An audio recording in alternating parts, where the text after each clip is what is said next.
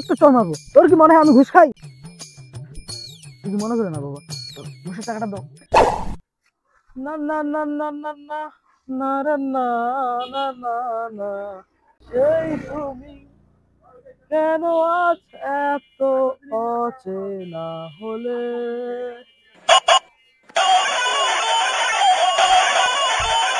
কেটা যে এই অসময় কল দেয়? স্যার শুনছি। স্যার আসসালামু আলাইকুম স্যার।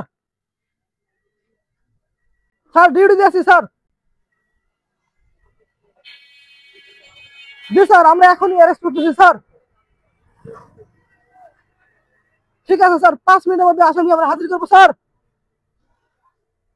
আসসালামু আলাইকুম স্যার।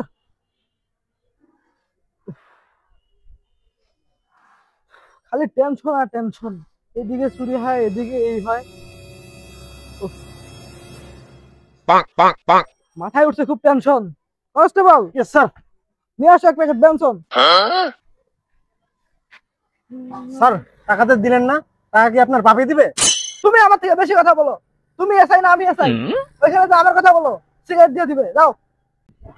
এই স্যারে পাঠাইছে 1 প্যাকেট ব্যঞ্জন দিতে বললো।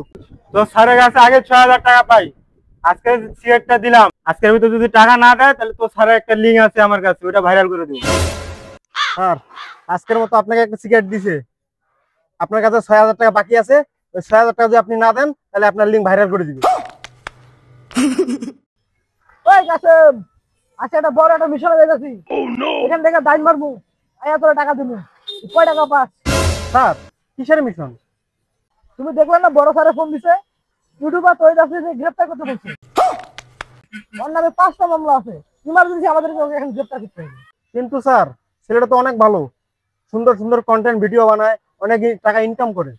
এটাই তো সমস্যা, আর ভালো ভালো কন্টেন্ট বানায়, আর কন্টেন্ট সবাই দেখে, আমাদের কন্টেন্ট কেউ দেখে না। তুমি যদি এত কিছু বুঝতা, আজকে তুমি কনস্টেবল না, আজকে তুমি এসআই হইতা। চলো।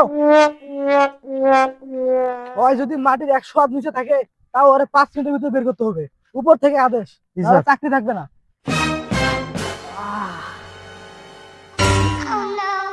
আল্লাহ আমার ইনভাইট কইরা এই বসাবাসি খিলাইলো, এখন তো আমার ডাইরেক্ট আরো ইনভাইট করবি তোরা, আর জীবনে যামু।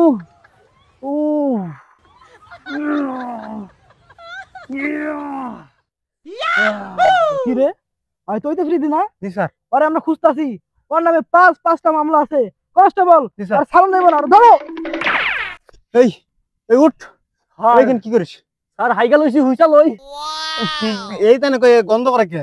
হুজাহুজি পরে করিস, আগে থানায় চল। চল থানায় চল, চল থানায়।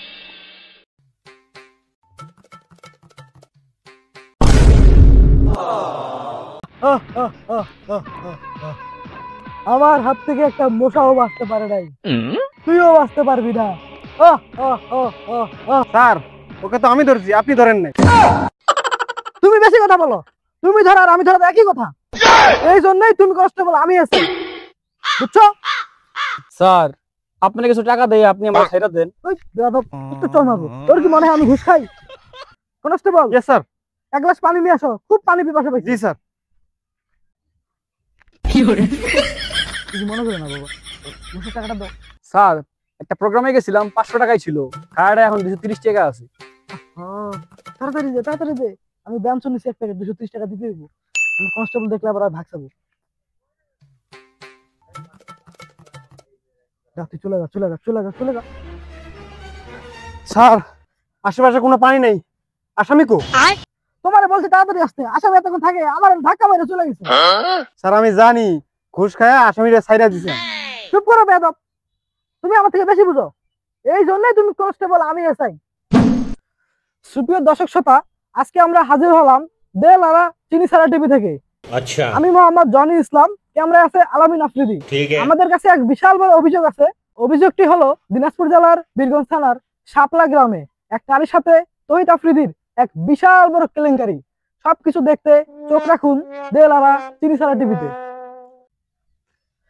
তো দর্শক শ্রোতা, যেই নারীটির অভিযোগ ছিল, আমরা এসেছি তার সাথে সাক্ষাৎ করতে। চলুন তার মুখেই শোনা যাক। হ্যালো, কেমন আছেন আপু আপনি? ভালো নাই ভাইয়া। আমি শান্ত হন প্লিজ, শান্ত হন, শান্ত হন। একটু শান্ত হন। আমরা শুনেছি তহিদ আফ্রিদির সাথে নাকি আপনার অনেক বড় একটা ঘটনা ঘটেছিল। সেই ঘটনাটি শোনার জন্য আমরা আপনার কাছে এসেছি। আপনি যদি ঘটনাটি আমাদের কাছে খুলে বলতেন।